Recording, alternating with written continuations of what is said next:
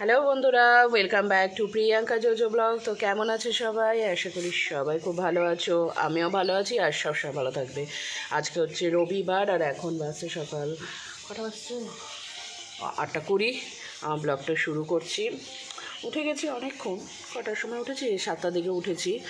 উঠে তোমার ফ্রেশ ট্রেশ হয়ে তারপরে কাজ শুরু করছি, মানে জামা কাপড়গুলো কাচতে দিয়েছি, ঘরটা গুছিয়ে নিলাম। পুজনকে উঠিয়ে ফ্রেশ করে ও খাইয়ে দিয়ে নিল, দিয়ে ওকে একটু পাঠালাম দোকানে শ্যাম্পুর পাতা আর ইজির পাতা আনতে। সোয়েটারগুলো কাচতে হবে, আজকে শ্যাম্পু করব।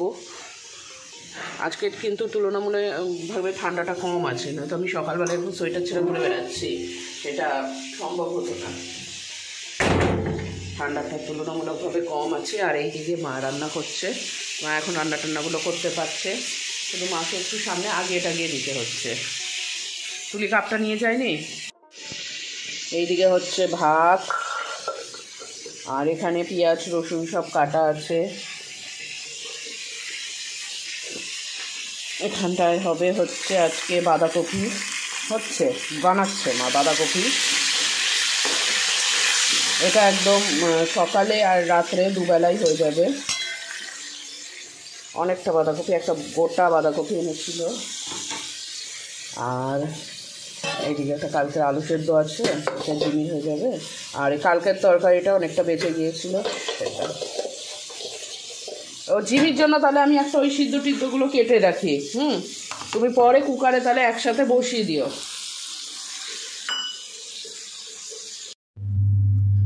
জিমির জন্য এখানে সিদ্ধটা রেডি। এখানে একটা আলু, গাজর আর লাল আলু দিয়ে আর চাল দিয়ে, এমনি ডাল দিয়ে দেবো একটু। ডাল দেবো না, ডাল দিলে খাচ্ছি। মাংস আনবে, মাংস এটা আলাদা সিদ্ধ লেগে যা। বসে দেবো এখন। মাংস আসলে একবার মাংস দিয়ে বসে দেবো, ঠিক। আর এইদিকে বাঁধাকপির জন্য একদম মশলা বাটা রেডি, আদা লঙ্কা টমেটো দিয়ে। এটা শুধু বাঁধাকপি না, মাংস দেওয়া যাবে। আর এখানে বাঁধাকপিটা বসে দিয়েছে। বাঁধাকপি দেখো কতটা ছিল, এখানে মজে গিয়ে কতটুকু হয়ে গেল। হ্যাঁ, আমি জিরে আর লঙ্কার গুঁড়ো, হ্যাঁ সেটা ভুলে গেছিলাম, জিরে লঙ্কার গুঁড়ো দিয়ে গেছিলাম। এখনও দেখো শিউলি ফুল ফুটছে।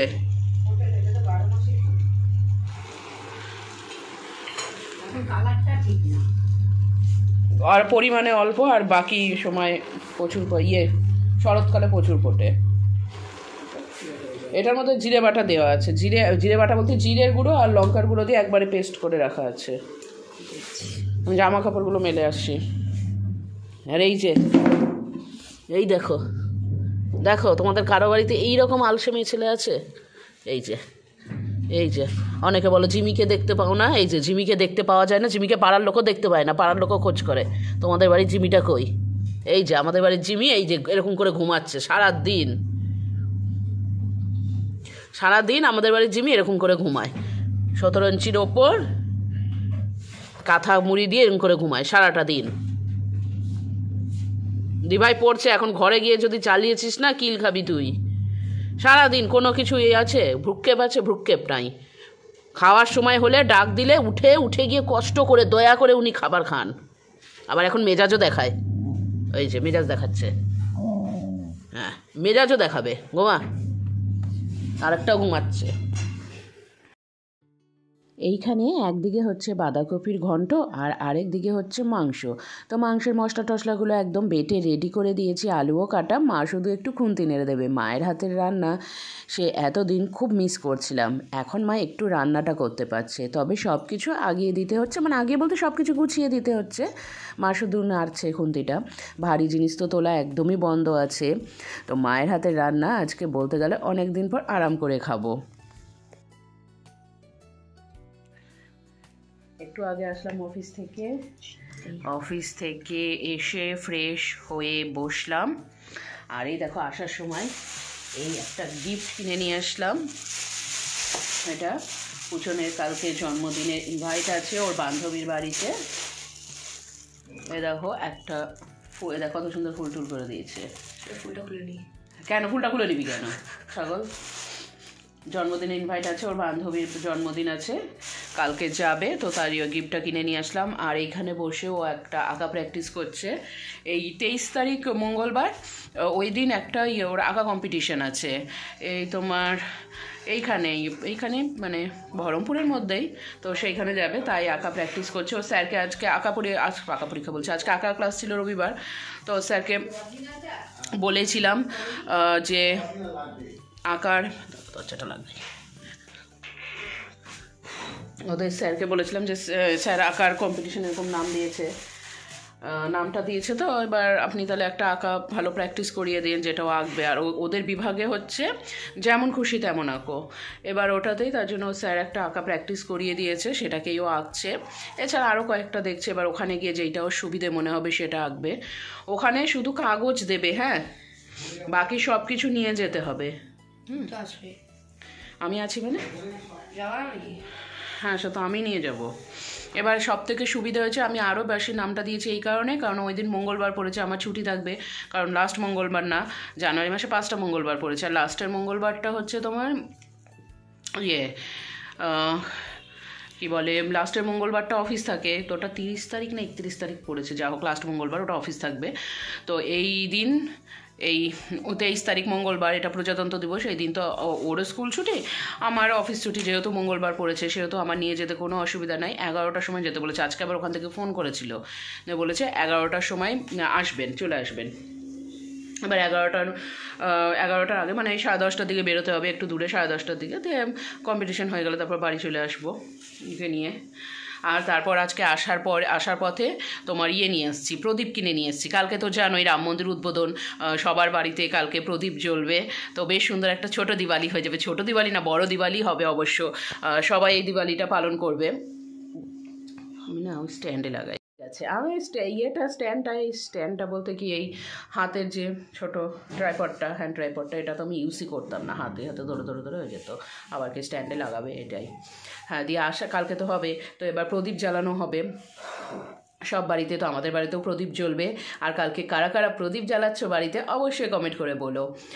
আর আমি তো যখন কালকে প্রদীপ জ্বালানো হবে সেই সময় আমি তো থাকবো না, সেই সময় করবি, কি বলে, তুই কিন্তু ছবিটা তুলবি দাদার ফোন থেকে ভালো করে, হ্যাঁ। এবার কালকে তো সব বাড়িতেই প্রদীপ জ্বলবে, তো আমাদের বাড়িতেও জ্বলবে, তো আসার সময় প্রদীপ কিনে নিয়ে এসেছি। তো প্রদীপ অন্যান্য সময় দিওয়ালির সময় যখন কালী পুজো হয়, কালী পুজোর সময় যে প্রদীপ বিক্রি হয়, তখন তো মানুষ ধরো টুনি বাল্ব, মোমবাতি এই সমস্তই কেনে।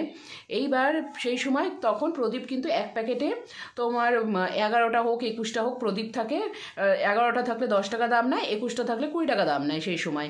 আর আজকে আমি যখন প্রদীপ কিনতে গেছি আমাকে বলছে 2 টাকা পিস, হ্যাঁ, বলছে তুমি সারা বছর 1 টাকা করে নাও, এখন 2 টাকা পিস কিসের, বলছে নাও দিয়ে 1 টাকা পিস করে 20টা প্রদীপ বেছে নিলাম। প্রদীপ সেই এই কটা এরকম পড়ে আছে, আমি যদি ভিডিওটা করতাম তোমাদের দেখাতাম, অল্প প্রদীপ পড়লো।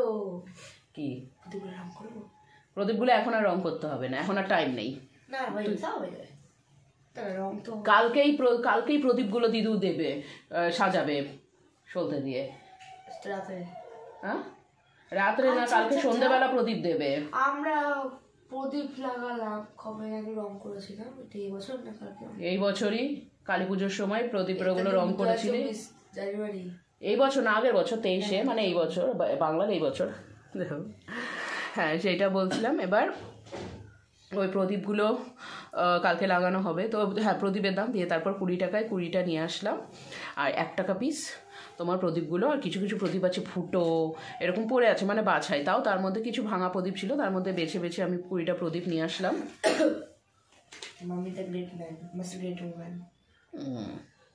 20টা প্রদীপ নিয়ে আসলাম, এবার সেইগুলো কালকে জ্বালানো হবে। আমি তো থাকবো না সেই সময়, ধরো আমি অফিসে থাকবো, সেই সময় মা প্রদীপগুলো জ্বালাবে, মাকে সব রেডি করে দেওয়া হবে। চলো তোমাদের প্রদীপগুলো দেখাই। আর এই দেখো প্রদীপগুলো, 20টা মতন প্রদীপ আমি কিনে নিয়ে এসেছি। তো এইগুলো এখন প্যাকেটেই আছে, আগামীকাল সকালবেলা ধুয়ে রেডি করে একদম নিচে দিয়ে দেব মায়ের কাছে, তো মা সেটা রেডি করে দেবে, বাবা বা মেয়ে কেউ সাজিয়ে দেবে, কারণ আমি তো থাকবো না সেই সময়, আর মায়ের পক্ষে সাজানো সম্ভব নয়। আর এখন দেখো 9টা বেজে গেছে, আমি চলে এসেছি রুটি করতে। রাত্রের রুটি বানানোটা আমারই ডিউটি, আর আমি যখন রুটি বানাই মা তখন একটু শ্যাক দিয়ে নেয়। মাকে ডাক্তারবাবু একটু পেটে শ্যাক দিতে বলেছে, তাতে মায়ের পেট পেটে একটু আরাম লাগবে। তো সকালবেলা যখন ভাত রান্না হয় তখনও মা একটু সেঁক দিয়ে নেয়, আর এই যে এখন রুটি হচ্ছে এখন একটু সেঁক দিয়ে নিচ্ছি, কারণ রুটি মেকারের ওপরের দিকে ঢাকনাটা না গরম থাকে। আর তোমরা আমাকে অনেকেই অনেকবার বলেছো যে আমি রুটি মেকারে কীভাবে রুটি করি সেটার ভিডিও দিতে। দেখো আমি রুটি মেকারটা আমি যেইভাবে ইউজ করি বা আমরা যেভাবে ইউজ করি সেটা কিন্তু একদম তাওয়ার মতন ইউজ করি। তবে হ্যাঁ, রুটি খুব অল্প সময় হয়ে যায় আর খুব সুন্দর নরম হয়, অনেকক্ষণ নরম থাকে। তবে রুটিটা কিন্তু আমি বেলনাতে বেলেই নিই, কারণ রুটিটা যদি আমি রুটি মেকারে বেলতে যাই সেটা মানে আস্তে আস্তে হয়তো প্র্যাকটিস করতে করতে ঠিক হবে, কিন্তু সেটা এতটাই শক্ত হয় যে সেটা টেনে ছিঁড়ে মানুষও তো দূর, হয়তো গরুতেও খেতে পারবে না, এতটা শক্ত হয়। তাই রুটিটাকে ভালো করে বেলনাতে বেলে নিয়ে তারপরে ওখানে আমি সেঁকে নিই একটা একটা করে। আর তোমরা নিশ্চয়ই দেখতেই পেলে ভিডিওটার মধ্যে খুব সুন্দরভাবে ওখানটায় ফুলে যায়। আর রুটিটাও খুব ভালো থাকে, নরম থাকে অনেকক্ষণ, পরের দিন সকাল পর্যন্ত নরম থাকে একদম। তো এইখানে দেখো সবাই খেতে বসে গেছে, এবার সবাইকে খেতে দিয়ে আমিও খেতে বসে গিয়েছি, মেয়েকে খাওয়াতে খাওয়াতে খেয়ে নেব। তো চলো তাহলে আজকের ব্লগটা এখানেই শেষ করছি। সবাই খুব ভালো থেকো, সুস্থ থেকো, আজকের মতন টাটা।